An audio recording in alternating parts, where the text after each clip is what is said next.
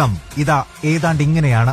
1995 കർണാടകയിലെ നെലമംഗലയിൽ കർഷകരിൽ നിന്നേറ്റെടുത്ത 175 ഏക്കർ കൃഷിഭൂമി Karnataka industrial area development board Rajeev ചന്ദ്രശേഖറിന്റെ കമ്പനിയായ BPLന് നൽകുന്നു.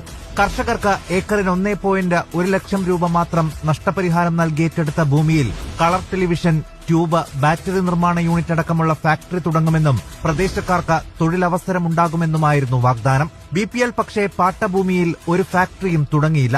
ഇതിനിടെ 2006 അന്നത്തെ മന്ത്രി കട്ട സുബ്രഹ്മണ്യൻ നായിഡുവിന്റെ പിന്തുണയിൽ പാട്ടക്കരാർ സെയിൽ ഡീഡായി മാറിയത്രേ. പിന്നാലെ മാരുതി സുസുക്കിക്കും ജിൻഡാൽ അലുമിനിയം ലിമിറ്റഡ് അടക്കമുള്ള വമ്പൻ കമ്പനികൾക്കും BPL ഭൂമി മറിച്ചുവിറ്റുവെന്നാണ് പരാതി.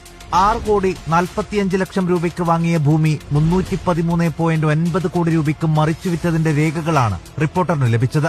മൊത്തം കണക്കെടുത്താൽ തട്ടിപ്പിന്റെ വ്യാപ്തി 500 കോടി കടക്കുമെന്നതും ഉറപ്പാണ്. പരാതിയുമായി മുന്നോട്ടു പോകുന്നതിനാൽ തനിക്ക് ഭീഷണിയുണ്ടെന്നാണ് അഭിഭാഷകൻ KN ജഗദീഷ് പറയുന്നത്. എങ്കിലും രാജീവ് ചന്ദ്രശേഖറും കുടുംബവും കർണാടകത്തിൽ നടത്തിയ തട്ടിപ്പ് കേരളത്തിലെ ജനങ്ങൾ അറിയേണ്ടതുണ്ടെന്നും അഡ്വക്കേറ്റ് ജഗദീഷ് സാക്ഷ്യപ്പെടുത്തി.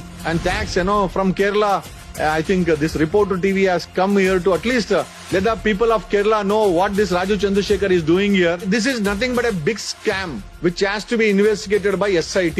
കേട്ടുകേൾവിയില്ലാത്ത തട്ടിപ്പാണ് രാജീവ് ചന്ദ്രശേഖർ ഉൾപ്പെട്ട ഭൂമി തട്ടിപ്പിൽ നടന്നതെന്നാണ് CPIM സംസ്ഥാന സെക്രട്ടറി MV ഗോവിന്ദൻ പറയുന്നത്. വിഷയത്തിൽ കോടതി നിരീക്ഷണത്തിൽ അന്വേഷണം വേണമെന്ന് MV ഗോവിന്ദനും രാജീവിനെതിരെ നിയമ നടപടി വേണമെന്ന് CPI ജനറൽ സെക്രട്ടറി റിപ്പോർട്ടറിനോട് പ്രതികരിച്ചു. ഇത് കോടിക്കണക്കിന് രൂപയുടെ 500 കോടി രൂപയുടെ ഇടപാടാണ് ഇതിന്റെ ഭാഗമായിട്ട് നടന്നിട്ടുള്ളത്. ഇവിടുത്തെ BJP നേതൃത്വം എന്ത് നിലപാടാണ് ഇത് സംബന്ധിച്ച് സ്വീകരിക്കുന്നത്? പ്രത്യേക അന്വേഷണ സംഘത്തെ ഹൈക്കോടതിയുടെ നേതൃത്വത്തിൽ തീരുമാനിക്കണം. The issue which is coming to public domain appears to be very serious, and he was minister also.